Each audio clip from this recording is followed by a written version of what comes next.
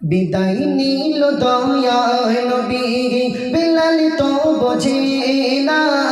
বিদায় নিল দয়ার নবী, বিলাল তো বোঝে না।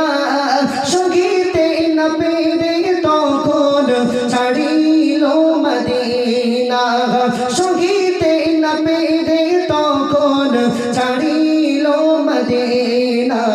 বলে যে দেশেতে নাই রে নবী, আমি সে তারব না। যে দেশেতে নাই রে নবী, আমি সে তারব না। দামেস্কের পথ ধরে হলো সে রওয়ানা। বিদায় নিল দয়ার নবী। যখন বিলালের কানে খবর চলে গেল আল্লাহ রাসূল সাল্লাল্লাহু আলাইহি ওয়াসাল্লাম এই জামাত থেকে বিদায় নিয়েছে, হযরত বিলাল ডাক করে চলে গেলেন কোথায়? দামেস্কের পথ ধরে অনেক দূরে চলে গেলেন। কেন? যে দেশে রাসূল সাল্লাল্লাহু আলাইহি ওয়াসাল্লাম নেই, রাসূল সাল্লাল্লাহু আলাইহি ওয়াসাল্লাম বিদায় নিয়েছে, তাহলে আমি এখানে থেকে কি করব?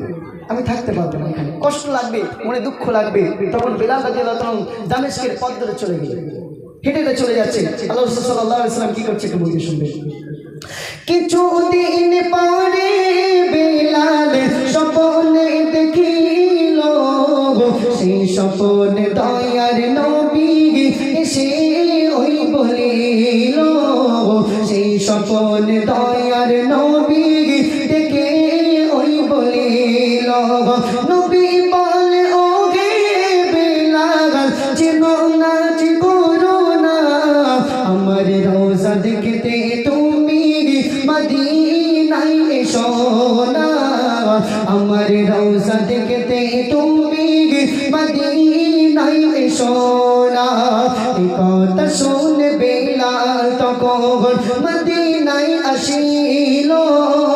এই কথা শুনে বিলাল তখন মদিনায় আসিল। তারা গমন মদিনাবাসী খুশি হইল। বিদায় নিল দয়ার নবী।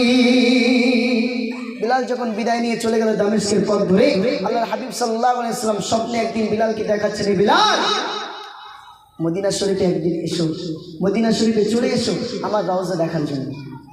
কি জন্য? আমার রওজা দেখার জন্য মদিনা শরীফে চলে এলো। যখন আল্লাহ রাসূল সাল্লাল্লাহু আলাইহি ওয়াসাল্লাম স্বপ্নে দেখালো, বিলাল আর থাকতে পারলো না, ছুটে ছুটে পাগলের মতো চলে আসলো আল্লাহ রাসূলের রওজা দেখার জন্য। যখনই বিলাল মদিনা শরীফ আসলো, আবার আনন্দে আত্মহারা হয়ে গেল মদিনাবাসী। বলুন না সুবহানাল্লাহ। তখন সেই মদিনাবাসী কি বলছে? বিলাল যখন মদিনা শরীফে আসলো, সেই মদিনাবাসী কি আবদার করছে, কি বলছে শুনবেন। সবাই যখন তাকে ডেকে আযান দিতে বলিল, বলে পারবো না গো দিতে আযান, ক্ষমা আমায় করো। বলে পারবো না গো দিতে আযান, ক্ষমা আমায় করো। হাসান হোসেন তাকে যখন আযান দিতে বলিল, তাদের কথায় বিলাল তখন আযানও যে দিল।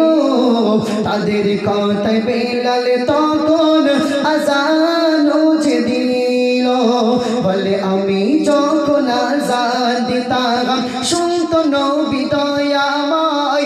আমি যখন আযান দিতাম শুনতো নবী দয়াময়। তাকিয়ে দেখো সেই মিম্বারে আজান নবী না। তাকিয়ে দেখো আমি যখন আজান দিতাম, রাসূল সাল্লাল্লাহু আলাইহি ওয়াসাল্লাম ওই মিম্বারে বসে আমার আজানটা মন দিয়ে শুনতো।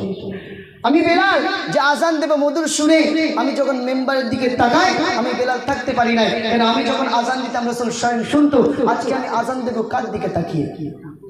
এত মহাব্বত, রাসূলের মহাব্বত, এর থেকে কিঞ্চিত পরিমাণ মহাব্বত আমাদের মধ্যে আছে কি? যদি থাকতো তাহলে রাসূলের একটা সুন্নাতকে আমরা কুরবান করে দিতাম না। রাসূলের একটুখানি সুন্নাতের মহাব্বত যদি আমাদের মধ্যে থাকতো, রাসূলের একটা সুন্নাতকে আমরা কুরবানি করে দিতাম না, ফেলে দিতাম না। প্রত্যেকটা সুন্নাত আমাদের মধ্যে জিন্দা করতাম।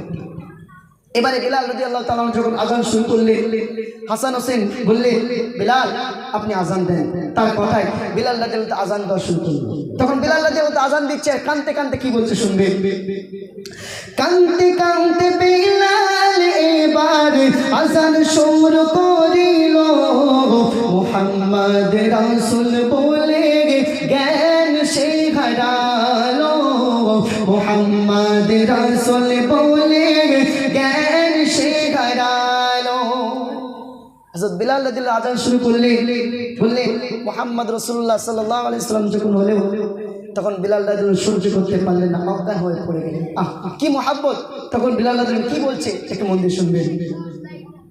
আমি দেখি মেম্বারেতে আমার দয়া নবী নাই, আমি দেখি মেম্বারেতে আমার দয়া নবী নাই, সহিতে না পেরে জ্বালা জ্ঞান আমি হারাই, সহিতে না পেরে জ্বালা জ্ঞান আমি হারাই।